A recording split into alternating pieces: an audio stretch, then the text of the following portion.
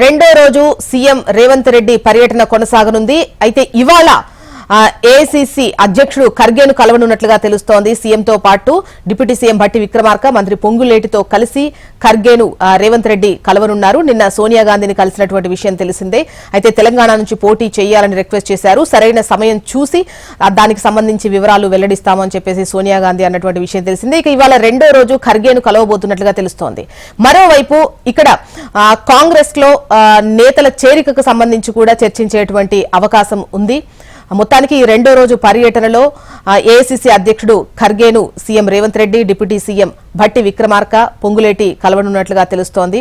ముఖ్యంగా కాంగ్రెస్ పార్టీలో చేరికలకు సంబంధించి కూడా ముఖ్యంగా దానికి సంబంధించే చర్చించేటువంటి అవకాశాలున్నాయి ఏఐసీసీ అధ్యక్షుడు ఖర్గేతో.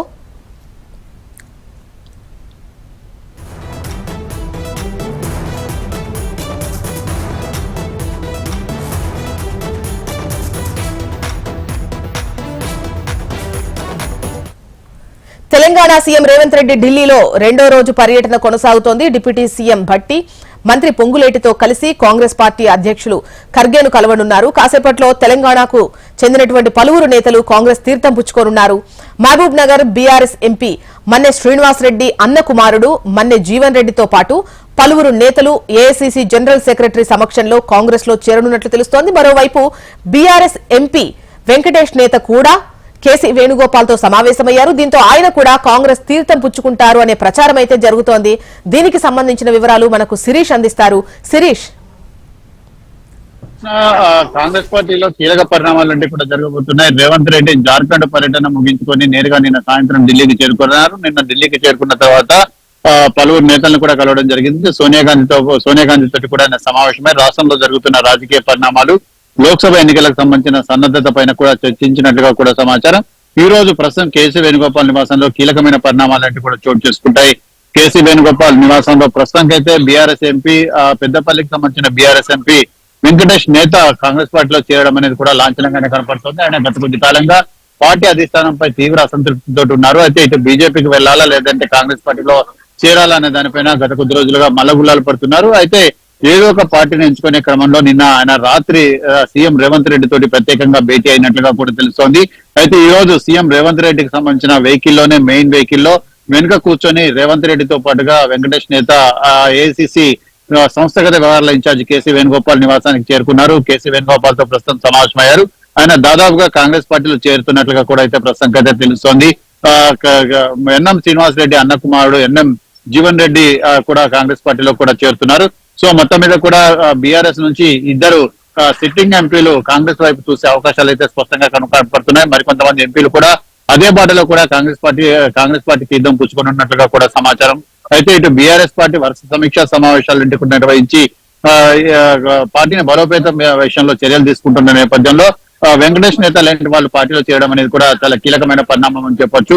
ఎందుకంటే పెద్దపల్లి నుంచి ఎంపీ టికెట్ అనేది కూడా మాజీ మంత్రి కొప్పుల ఈశ్వర్కు బీఆర్ఎస్ పార్టీ అధిష్టానం కేటాయిస్తున్న నేపథ్యంలో కొంతకాలంగా బీఆర్ఎస్ పార్టీ పైన వెంకటేష్ నేత తీవ్ర అసంతృప్తితోటి కూడా ఉన్నారు. ఈ నేపథ్యంలో ఆయన కారు దిగి చేయందుకునే అవకాశాలు అయితే స్పష్టంగానే కూడా కనపడుతున్నాయి. ఒకవేళ వెంకటేష్ నేత కనుక కాంగ్రెస్ పార్టీలో చేరుతున్న క్రమంలో ఆయన పెద్దపల్లి ఎంపీ టికెట్ అనేది కూడా మళ్ళీ కాంగ్రెస్ పార్టీ తరఫున కేటాయిస్తారా లేదా అనేది కూడా చూడాలి. ఎందుకంటే ఇప్పటికే గడ్డం వివేక్, గడ్డం వినోద్ కు సంబంధించిన ఫ్యామిలీలో కనుక చూసినట్లయితే ప్రధానంగా ఇద్దరు కూడా ఎమ్మెల్యేలుగా ఎన్నికైన నేపథ్యంలో మూడవ టికెట్ అనేది కూడా పార్టీకి ఇచ్చే అవకాశాలన్నీ కూడా చాలా తక్కువగా కనపడుతున్నాయి. సో ఈ నేపథ్యంలో ఇటు వీళ్ళ చేరిక అనేది కూడా లాంఛనప్రాయమే అని చెప్పేసి కూడా చెప్పొచ్చు. మరోవైపు ఈ లోక్సభ ఎన్నికలకు సంబంధించి అభ్యర్థుల ఖరారుపై కూడా పెద్ద ఎత్తున చర్చ జరుగుతున్నటువంటి క్రమంలో ఆల్రెడీ అప్లికేషన్స్ కూడా తీసుకున్నారు. ఒక 309 అప్లికేషన్స్ కూడా వచ్చినట్టుగా తెలుస్తోంది. ఈ క్రమంలో ఈ నేతల చేరిక, ముఖ్యంగా ఎంపీ టికెట్ ఆశిస్తున్నటువంటి వాళ్ళ చేరిక, వాళ్ళకు టికెట్ కన్ఫర్మ్ చేసేటువంటి అవకాశాలు ఉంటాయా ఉండవా అనేది కూడా ఒకవైపు నడుస్తోంది. ఒకవైపు అంటే టికెట్ ఆశించి భంగపడ్డ వాళ్ళే ఎక్కువగా చూసేటువంటి అవకాశం కూడా ఉంటుంది. సో ఈ క్రమంలో పరిస్థితులు ఎట్లా ఉన్నాయి? అయితే ప్రస్తుతానికి అయితే వీళ్ళకు పూర్తిస్థాయి అష్యూరెన్స్ ఇచ్చిన తర్వాతనే పార్టీలో చేరవచ్చు అని చెప్పేసి కూడా తెలుస్తుంది. ఎందుకంటే ప్రస్తుతానికి అయితే ఎమ్మెల్సీస్ అయితే ఫుల్ అయిపోయినాయి.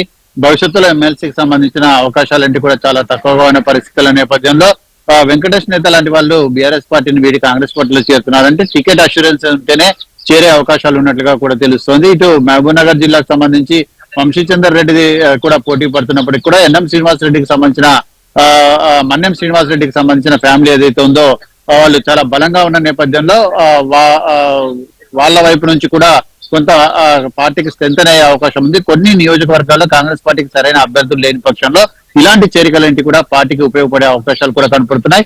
బలమైన అభ్యర్థులు ఎక్కడి నుంచి అయితే చేరతారో వాళ్ళకి మాత్రం టికెట్ కి సంబంధించిన అష్యూరెన్స్ అనేది కూడా పార్టీ అధిష్టానం ద్వారా ఇప్పించే అవకాశాలు అయితే కనపడుతున్నాయి.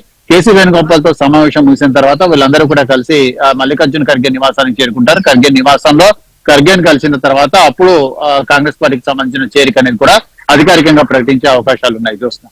అంటే శిరీష్, అంటే ఇప్పుడు ఖర్గేతో భేటీకి సంబంధించి ఒకవైపు సోనియా గాంధీ కూడా అంటే తెలంగాణలో ఎన్నికల బరిలో నిలవాలి, లోక్సభ ఎన్నికల్లో ఏదో ఒక నియోజకవర్గం నుంచి, ముఖ్యంగా ఖమ్మం పేరు ఎక్కువగా వినిపిస్తున్నటువంటి క్రమంలో అటువైపు అంటే కాంగ్రెస్ నేతలు ఒకవైపు అయితే చేరికలకు సంబంధించి వాళ్ళు ఏదైతే ఇన్సూరెన్స్ తో వచ్చినటువంటి వాళ్ళు ఉన్నటువంటి క్రమంలో ఇప్పుడు ఈ ఖర్గేతో భేటీ అనేది ముఖ్యంగా అభ్యర్థుల ఖరారుకు సంబంధించి జరిగేటువంటి అవకాశాలు ఉన్నాయా? దీనిపై ఏంటి? ఖర్గేతో భేటీ అనేది అభ్యర్థులకు సంబంధించిన ఖరారు కాదు, కేవలం చేరికలకు సంబంధించింది. ఎందుకంటే పార్టీ అధ్యక్షుడు అధికారికంగా చేర్చుకునే అవకాశాలు అనేవి కూడా ఉంటాయి. కేవలం ఇక్కడ కేసీ వేణుగోపాల్ కలిసి అష్యూరెన్స్ అనేది కూడా తీసుకుంటారు సోనియా గాంధీ, రాహుల్ గాంధీ వైపు నుంచి. మల్లికార్జున్ ఖర్గే సమక్షంలో వీళ్ళ చేరిక అనేది కూడా అధికారికంగా ఉంటుంది. మల్లికార్జున్ ఖర్గే వీళ్ళ పూర్తి ఫోటో ఆపర్చునిటీ అనేది కూడా ఉండే అవకాశాలు కూడా ఉన్నాయి. ఎందుకంటే ఒక సిట్టింగ్ ఎంపీ చేరే అవకాశం ఉన్న నేపథ్యంలో చేరిక అనేది కూడా మల్లికార్జున ఖర్గే దగ్గరే దాదాపుగా ఉండే అవకాశాలు ఉంటాయి.